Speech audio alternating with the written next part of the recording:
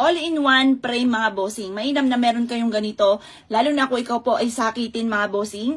Mainam meron kayong ganito para kayo po ay magkaroon ng malakas sa pangatawan at hindi maging sakitin ang isa sa miyembro ng pamilya, kayo po mismo mga bossing, at para hindi kayo minamalas, lalo-lalo na rin po pagdating sa usapin ng pera.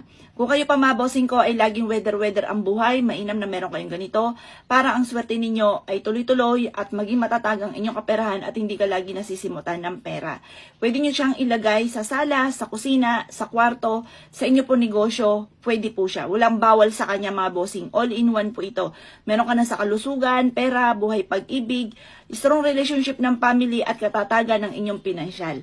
120 pesos lamang ang bawat isa po nito. Ito po ay napausukan na, napahiran ng langis, ritualado ko na rin po ito na kung saan man po siya i-enter ay umamat maging matagumpay kung sino man ang mga boss na naniniwala sa kanya.